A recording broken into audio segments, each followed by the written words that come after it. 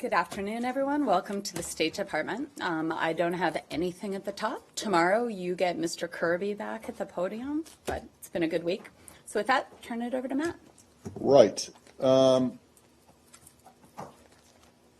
do I have? I can't read my writing. Okay. But wait. No, I'll defer to Arshad. I really honestly can't read my writing here. Let's just do one quick one to get it out of the way, and then we can turn to Syria. But do you have any comment on the suspension of Rousseff as Brazil's president? So thanks for the question. We continue to follow political developments in Brazil. We are confident Brazil will work through its political challenges democratically in accordance with its constitutional principles. And then going to Syria, the cessation of hostilities seems to have unraveled with the expiration of the 48-hour time period north of Aleppo. What are you doing to try to restore that, if anything? Okay, so we've talked about it extensively this week. We believe the nationwide cessation of hostilities remains in place, remains open-ended. Again, as we've said repeatedly, we know that there are these areas of violence. We understand that these attacks continue in some of these places. However, as we said on Monday with our joint statement with the Russian Federation, we remain committed to advancing this and creating that space for political dialogue and transition. Are you actually doing anything? I mean, it's all very well to say that a theoretical construct remains in place and is open-ended, but if it has unraveled, as we've seen, repeatedly since it was originally imposed or agreed to, are you making any fresh efforts to? So we are. Both the United States and the Russians are currently focusing in those areas that you're mentioning, making efforts to continue the confidence-building measures, speaking to people on the ground to continue the cessation as we move forward. Who's doing that, and is the Secretary himself doing anything on this? Has he talked to Mr. Lavrov? As we take a look at the ISSG moving forward, we continue to have these conversations. We're speaking on the ground. This is part of the process that we have structured. This is something that happens day to day, hour to hour. So the commitment's there. Matt, can you read your writing? Right. Okay. So what I couldn't read was Brazil. Yep. Because good chat. Yeah. But I have another B question, and that has to do with Bahrain. Yes. Very recently, I think over the past weekend, the head of the commission that they set up to look into the protests and the violence there said that all of the recommendations of the commission had been implemented. I'm wondering if the administration takes that view, or do you think that this is still a work in progress, more needs to be done? So you're speaking about the Bahrain Independent Commission of Inquiry. BICI. Yep, and Professor Bassiouni. So we are aware of media reports attributing statements to the chair of the Bahrain Independent Commission of Inquiry, Professor Bassiouni. We'd refer you to the government of Bahrain or Professor Bassiouni for any questions about his recent visit to Bahrain and to his assessment of Bahrain's implementation of the Commission's recommendations. I'd note Congress has requested a report on the administration's assessment of Bahrain's implementation of the BICI recommendations. We're currently finalizing that report.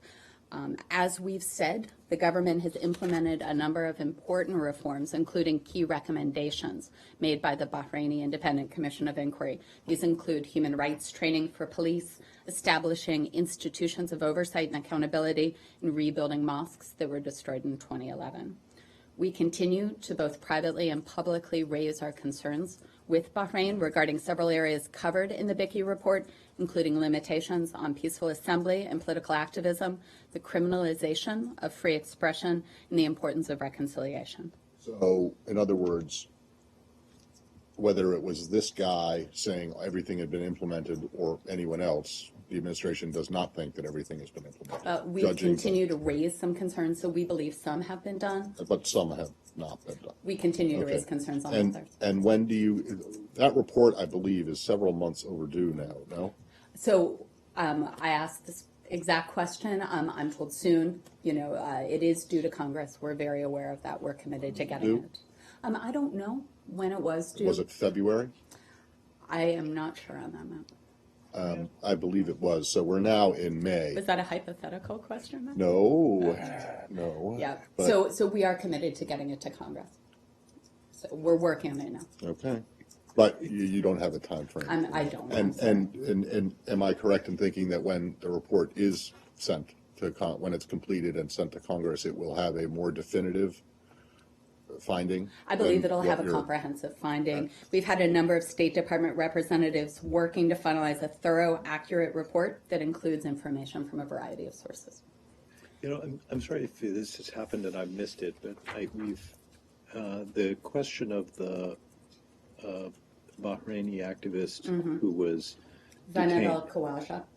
Exactly, Zainab al-Khawaja. Has she indeed been released? So we're aware that Bahrain's Ministry of Foreign Affairs announced on Monday, this past Monday, that Zainab al-Khawaja would be released. However, to our knowledge, she remains in prison, in detention with her child. We've closely monitored the case since her arrest and incarceration. We've discussed this issue with the government of Bahrain. I don't have further information to do. But for a status on her case, I'd refer you to the government. The Secretary plans to raise this personally because, the commitment was made to him in person while he was visiting Manama. I can't speak to the Secretary's conversations, but this is a case where, as you know, we've been closely monitoring. Yep. Hi. Marcelo Nino from Brazilian newspaper for the Thank you for joining us. Good afternoon.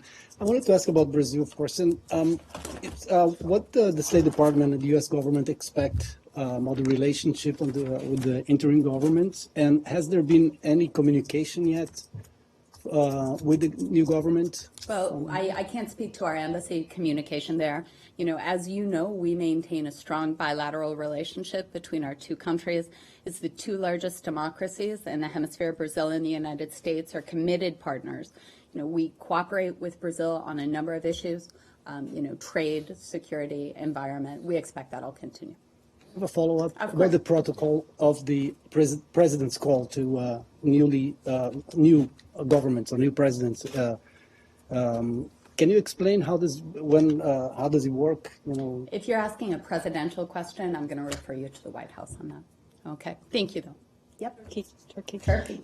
The Turkish president says his country is ready to take unilateral action against ISIL in Syria, saying that Turkey hasn't received the support that it wants from its allies. What do you think about Turkey taking unilateral action in Syria? So I've seen those reports. We're going to refer you to the Turkish government to speak to that. We view our NATO ally Turkey as a key partner in the coalition to counter ISIL. As we do with all of our partners, we continue to discuss with Turkey our strengthening our cooperation. I would, again, refer you to Turkish authorities on any operation they may be planning. Yeah, Erdogan, well, he says that the allies are not supporting Turkey the way it wants. Has the U.S. received a request for support from Turkey, and what kind of support So does we're it in want from the constant U.S.? dialogue with Ankara on this. And as I said, our cooperation and our relationship with Turkey is one of allies and partners and friends. Think about Ankara's complaint. Again, I'd refer you to Turkish authorities to speak specifically to the president's comments. Ma'am. What's your reaction to the Sudanese president slipping into Uganda today in defiance of an arrest warrant and slipping back out again without being arrested? And was anyone from the U.S. Embassy present at the inauguration of the new president? And if so, how did they react? Okay, thank you very much for the question. The inauguration of the old president. So the United States has made its position with respect to Sudanese President Omar al-Bashir's travel very clear. We're concerned that President Bashir has been able to travel to Uganda as well as Djibouti in the past. In Kampala, President Museveni made disparaging remarks about the ICC in front of attendees, including other heads of state. In response to President Bashir's presence and President Museveni's remarks, the United States delegation along with representatives of the European Union countries and Canada, departed the inauguration ceremonies to demonstrate our objection. We believe that walking out in protest is an appropriate reaction to a head of state mocking efforts to ensure accountability for victims of genocide, war crimes, and crimes against humanity, particularly when his country has committed to accountability as a state party to the Rome Statute. While the United States is not a party to the Rome Statute, which is the treaty that established the ICC, we strongly support the ICC's efforts to hold accountable those responsible for genocide, crimes against humanity, and war crimes in Darfur. What did he say? I don't have the exact transcript in front of me. It was my understanding he spoke to, you know what, I'm gonna have you take a look. I'm not gonna extrapolate here. Can I ask a couple on this? Prior to the actual inauguration, was there any contact between the U.S. and the U.S. and Ugandan governments about the appropriateness of President Bashir attending? When U.S. officials who were present at the ceremony learned of President Bashir's arrival, we relayed our concerns immediately to the Ugandan Prime Minister and Foreign Minister in light of President Bashir's status as the subject of ICC arrest warrants for genocide and other atrocity crimes in Darfur. I mean, I'm not. What was a decision made that it was, even though he did arrive, they didn't. Basically, they ignored your complaint and presumably the complaints of Europeans. But why did they even then go to the ceremony if President Bashir was going to be? Uganda is, we do have bilateral ties with Uganda. However, they found that President Museveni's comments about the ICC with President Bashir there, the two issues together. But they went. So they obviously went because they walked out. They did. But why was it appropriate for them to even go in the first place if your concerns about President Bashir were ignored? So considering our bilateral ties with Uganda, it was the presidential inauguration. We did make our concerns known. However, when President Museveni did make those comments, we found it appropriate to leave. Okay, but I mean, so first of all, who was the U.S. delegation? Which was Arshad's question, was Ambassador Malik, as well as our Principal Deputy Assistant Secretary Bruce Warden. So there was someone from Washington. Yes, but there was. Here's what I mean. Why is it okay to sit in the VIP section with President Bashir or wherever it was they were? Why is that okay? Or it was deemed to be okay, and then it was only when President Museveni made his comments that against the ICC that it was determined that so we raised our concerns, as I mentioned, with Uganda, as we did when he was previously in Djibouti, and consistent with our bilateral relationship with Uganda, we did feel it was appropriate to attend. Well, so there was no walkout at the Djibouti inauguration, No, there was correct? not. Is that only because the president, the We did not. re-inaugurated president of Djibouti didn't make any disparaging comments about the ICC? So we had no interaction with the Sudanese president at the inaugural ceremony in Djibouti, but they did feel at this time, considering both President Bashir's presence as well as President Museveni's comments, that it was appropriate to show our concern. But I'm just trying to find out, maybe this is a protocol question, but why is it okay to sit with him, and it's only when another leader insults the ICC? I think it was the two issues together, Matt. Yeah, but I mean, why did they go in Djibouti? So again, we have bilateral relations with Djibouti. We have a strength of relationship with both Djibouti and Uganda on this. What we found is what happened with President Museveni's comments, as well as the presence of President Bashir. Right, but do you understand what I mean? My question is, why is it okay, why is it only appropriate to walk out when President Museveni makes comments when they were perfectly happy to? I refer you to President Museveni's comments. As we mentioned, mocking the. Yeah, I can understand why they would walk out if that happened. What I don't understand is why they were there in the first place after the Ugandan government ignored your concerns about President Bashir being there in the first place, and President Bashir showed up and participated. Again, it was a bilateral decision to attend the inauguration of an important U.S. partner. Here's something I don't quite understand. Yeah. The decision to walk out was a function of dismay at Museveni's comments about the ICC, or Bashir's presence, or both? It's both. This goes back to Matt's question. Okay, so it's both. And then secondly, was there, I know you said that as soon as you learned of his presence at the ceremony, do you mean like that he had actually shown up at the ceremony, So or rather it was that? after President Museveni's comments that our delegation left, as well as other delegations. No, I get that. Yeah. But what I didn't understand was that at some point you were asked, and I believe you said that as soon as you learned of President Bashir's presence, you raised your concerns. As soon as we learned about his planned travel and his presence, we did raise our concerns. And how with the did you do Ugandans. that? We raised our concerns with both the Prime Minister and the Ugandan Foreign Minister. I'm not sure if it was a demarche or Can you check that? I can, if I have anything to add. Okay. You know, it's a question of detail on that. But Yeah. if I do have something to add, I'll get back to you. And following on that, apart from your concern about President Bashir's presence and the Ugandan president comments, are you concerned also about the fact that the Ugandan president is starting his 5th term as a president? So the United States and Uganda have a long-standing and strong partnership. We are concerned the Ugandan government's recent actions could endanger the economic and political process that has allowed our strong bilateral relationship to grow. We do urge the government to take steps to reverse this troubling trend.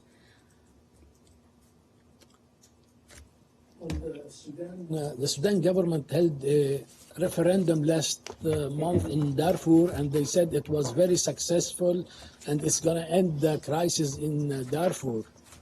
Do you accept that? You know, we actually put out a statement, I think you remember, on April 9th that specifically spoke about our concerns with the referendum in Darfur. We spoke about our concerns with the timing of the Darfur referendum due to conditions on the ground not being right for holding a vote. A widespread insecurity currently exists. You know, there are millions of internally displaced individuals still. Again, we thought that the referendum posed a risk of setting back efforts to secure a monitored cessation of hostilities and humanitarian access in the conflict afflicted areas. So thank you. Lalit. Yeah, on Bangladesh, Yeah. there was a demonstration yesterday near DuPont Circle on rise in extremist violence in Bangladesh. I know Assistant Secretary was in Bangladesh last week. Do you think the government is doing this enough to take care to protect religious minorities in the country? Okay, so we're troubled by the recent spate of extremist attacks in Bangladesh. We're confident, however, that these attacks do not represent the views of and are rejected by the overwhelming majority of Bangladeshis. These attacks are being carried out by a small group of terrorists who seek to stifle independent thought and to violently attack those who disagree with them. We believe the government is working to address this problem. Our focus is on supporting their efforts to do so effectively while still respecting human rights. Bangladesh has a proud and historic tradition of being a pluralistic society that values diversity and welcomes the free exchange of ideas. These are the very values that these extremists are attacking. To what extent extremist organizations like Al-Qaeda or ISIS have established their foothold in Bangladesh? Do you have any? You know, I believe the government of Bangladesh has spoken specifically to your question. I'd refer you there to speak about that, as well as their own counterterrorism efforts. You know, we continue to stand with the government of Bangladesh as they take a look at violent extremism across the spectrum. Of course. So there is a report which cites as its original source the Facebook page of Myanmar official Shui Man, that U.S. Ambassador Scott Marciel told him that he would be careful in future about how he about saying things that that displease the Myanmar people. Is there any truth to this? Is all obviously over the use of the word Rohingya. Is there any truth to that report? Is that what Ambassador Marciel told this gentleman? So I can't speak to that meeting specifically. You don't know? Have you tried to find out? So I can speak to the use of the word Rohingya. Mm-hmm. You know, but I can't speak to that meeting specifically. I'm sorry, Ashwin. Well, is it the policy of the administration that officials will be careful in using the word Rohingya from? No. going It on? is, the United States supports the ability of all groups to self-identify. If members of a population identify as Rohingya, we respect their ability to self-identify by using the term Rohingya. And there is no reason to believe, no reason to think that Ambassador Marcial had strayed from that position, correct? I believe that Ambassador Marcial has expressed that view. I can't speak to this. He meeting. has expressed the position of the. administration.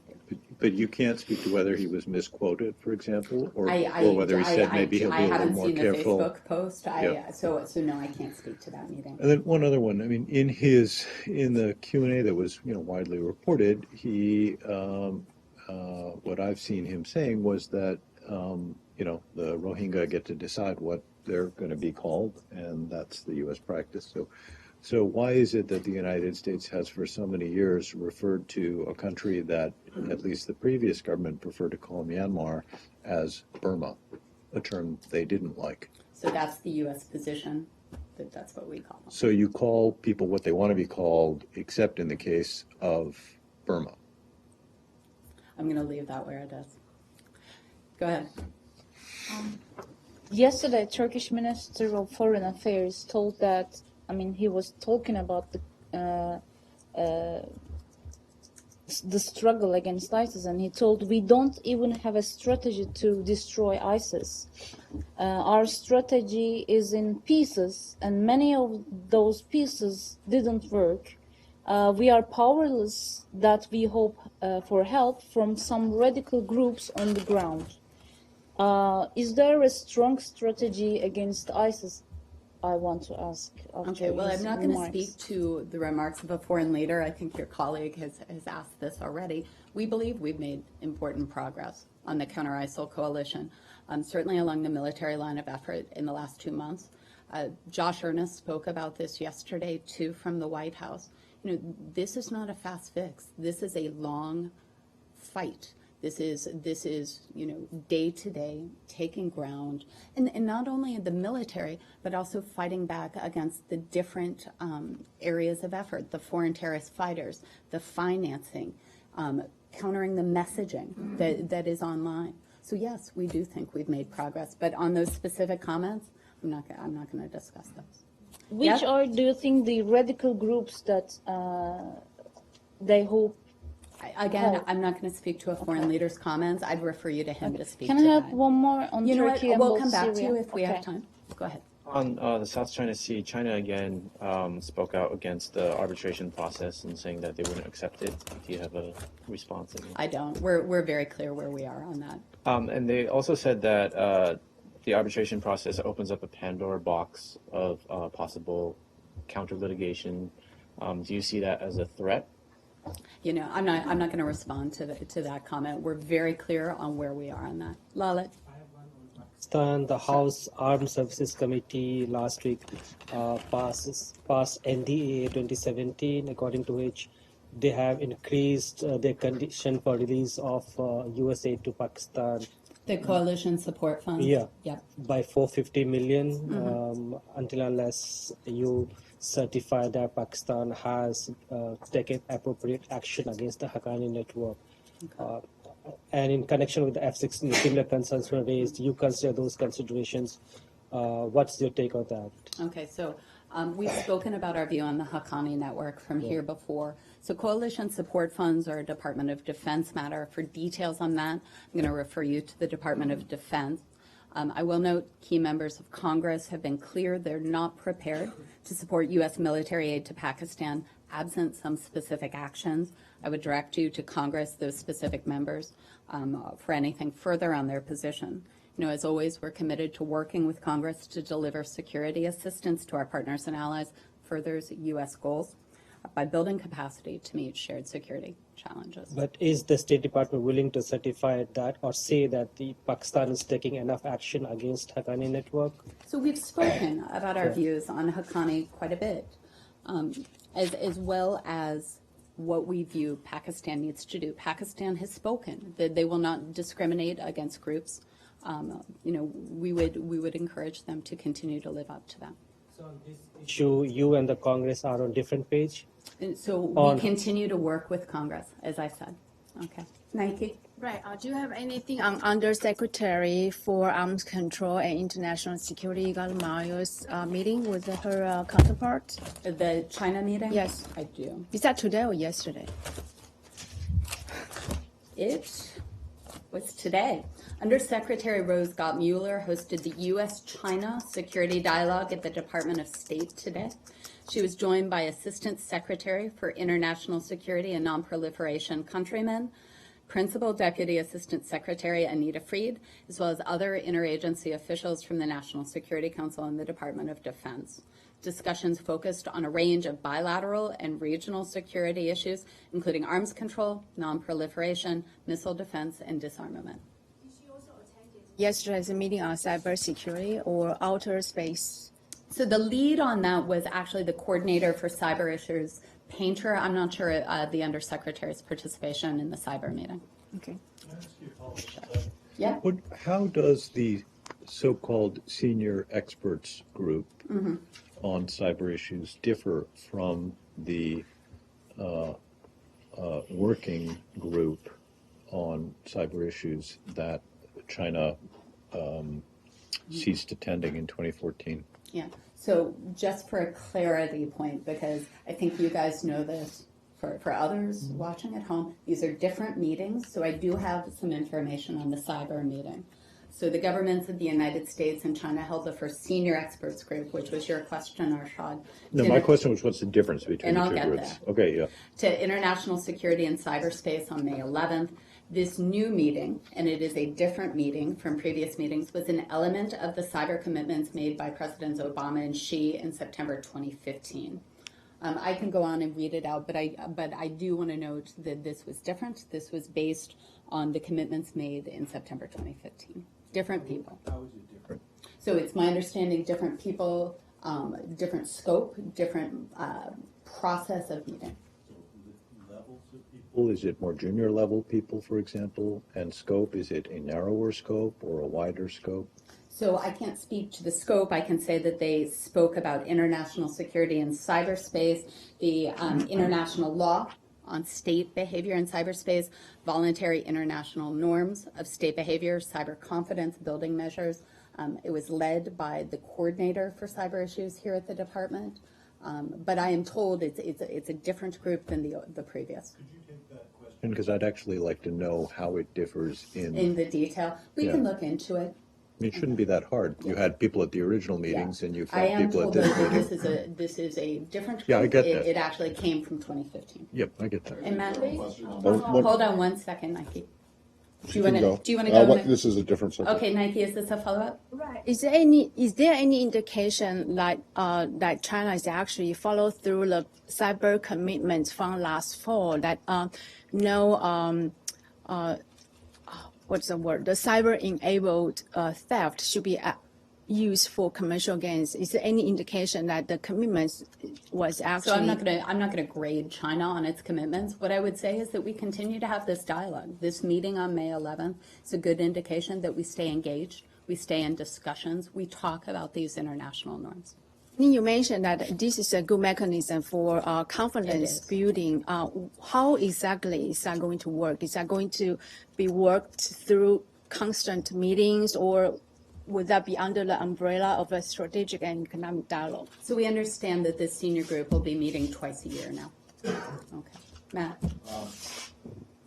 I wanted to ask you a general question. Twice in this briefing so far, you've been asked about comments of foreign leaders, and you've declined to. You've referred us back to them. And the one time when you weren't asked about the comments of foreign leaders, you did speak out on them. Where do you draw the line? Why is it that it's the department or the administration deems it appropriate to criticize President Museveni for his comments about the ICC, and you don't see the need to comment on We view the- President Museveni's comments were mocking the victims of genocide and seeking accountability. We view that that was appropriate for us to speak out. Okay, thanks. When was the last time that U.S. diplomats staged a protest like that? You know, I don't Similar? know, Carol, and I'll look. I'm not even sure how we would start to look at that, but let me find out. If we've got anything, we'll come back to you. Okay. Comment on reports that dozens of Russian athletes from the 2014 Olympics, including 15 medal winners, were found to be part of a state-run doping program? I do not. Sir? On Japan, Yes, sir. there have been reports that the U.S. government discussed the purpose of President Obama's visit to Hiroshima with the Korean government. Can you confirm those reports? I cannot. For questions regarding the president's travel, I direct you to the White House. Matt?